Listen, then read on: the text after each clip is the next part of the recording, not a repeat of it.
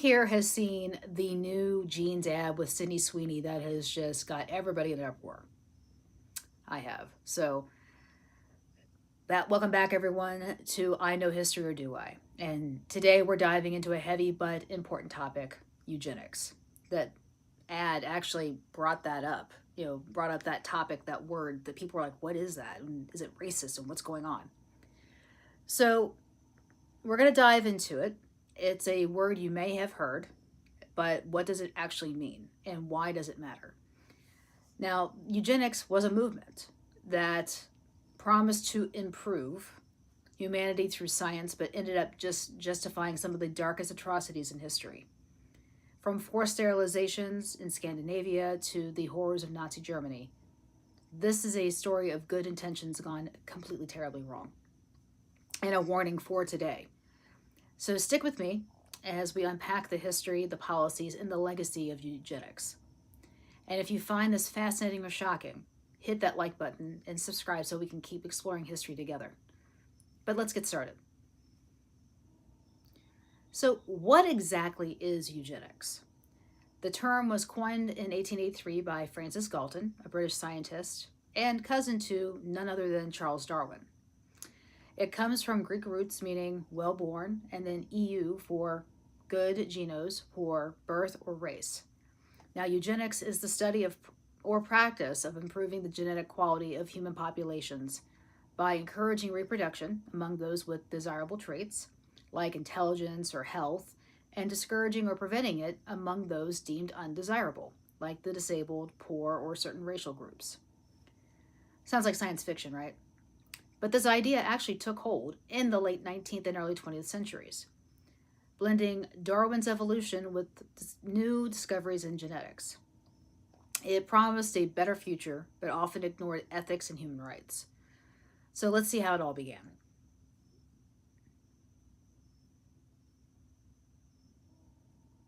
Eugenics didn't start as a villainous plot.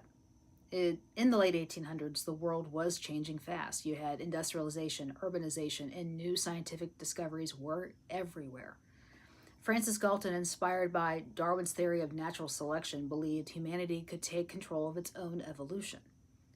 In his 1869 book, Hereditary Genius, he argued that traits like intelligence were inherited, so society should encourage superior people to have more kids and discourage the inferior ones. This was the seed of eugenics. Now, by the early 1900s, it wasn't just a theory, it was an actual movement. In Britain, the Eugenics Education Society formed, and in 1907, pushing for voluntary measures like marriage counseling. But across Atlantic, things took a darker turn. So, in the United States, eugenics became a mainstream obsession. The Eugenics Record Office, founded in 1910 in New York, collected family histories to identify defective genes. Defective, in quotes. Prominent figures like Theodore Roosevelt backed it, and universities like Harvard taught it. By the 1920s, over 30 states passed laws allowing forced sterilizations of people labeled feeble-minded, disabled, or criminal. The 1927 Supreme Court case, Buck versus Bell, made it legal, with Justice Oliver Wendell Holmes saying 3 generations of imbeciles are enough. Over 70,000 Americans were sterilized, and by the 1970s, often targeting minorities, the poor and Native Americans. This wasn't just science, it was a social control dressed up as progress. Now let's head over to Scandinavia, where eugenics took a surprisingly widespread role, especially in Sweden.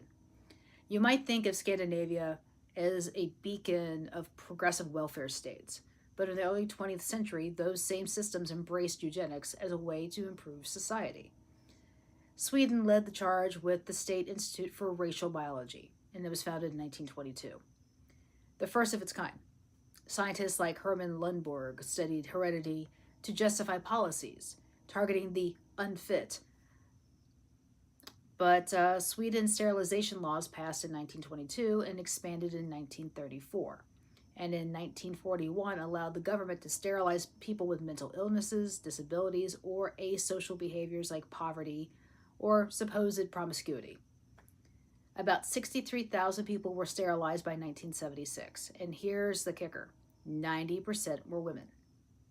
Many were coerced, told they couldn't leave institutions or get welfare without it.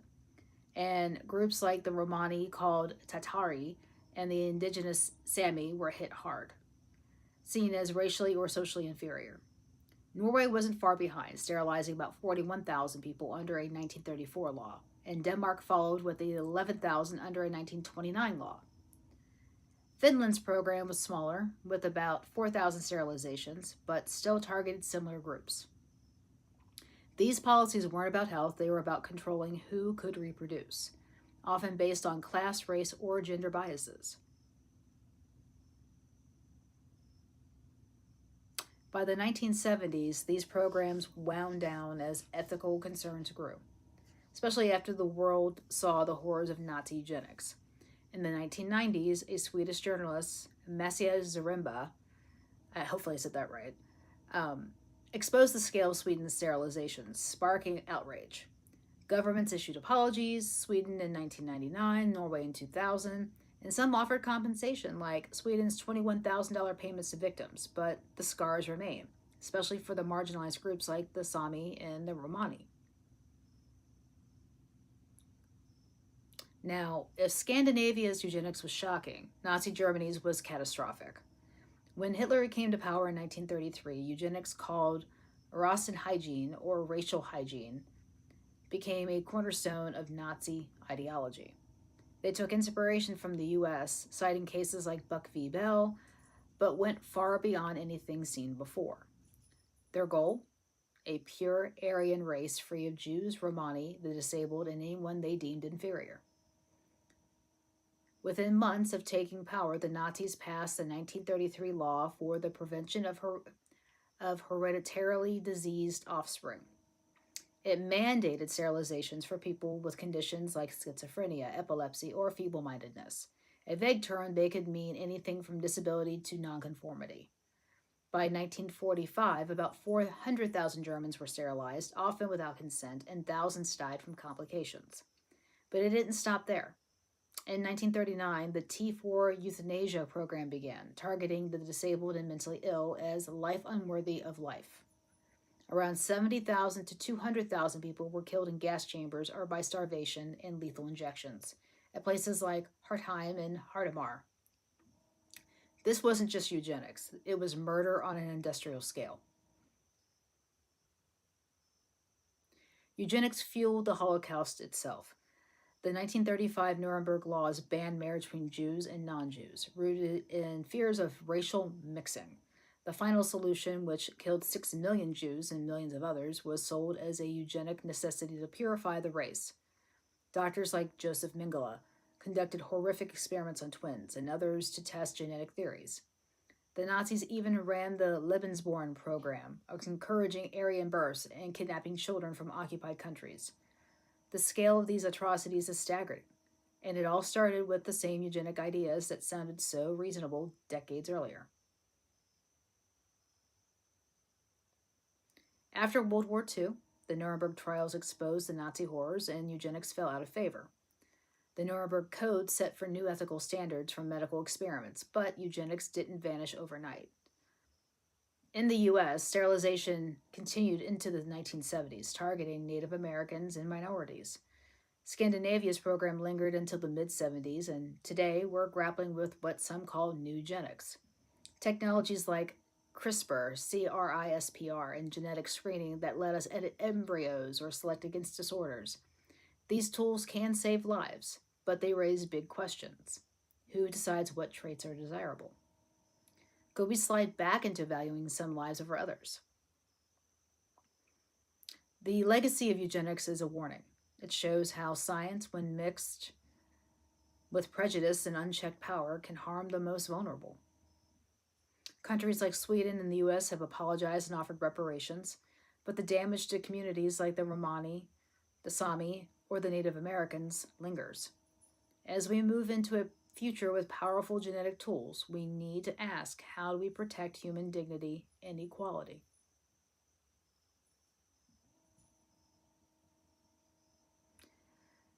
So, in conclusion, eugenics started as a dream of human progress, but became a nightmare of control and cruelty. From Scandinavia sterilizations to the Holocaust genocide, it's a reminder that good intentions can go horribly, horribly wrong without ethics and accountability. What do you think? How should we handle genetic technologies today? Drop your thoughts in the comments, and if this video opened your eyes, give it a thumbs up and share it with someone who needs to hear this history. Subscribe for the more deep dives into the past, and I'll see you in the next one.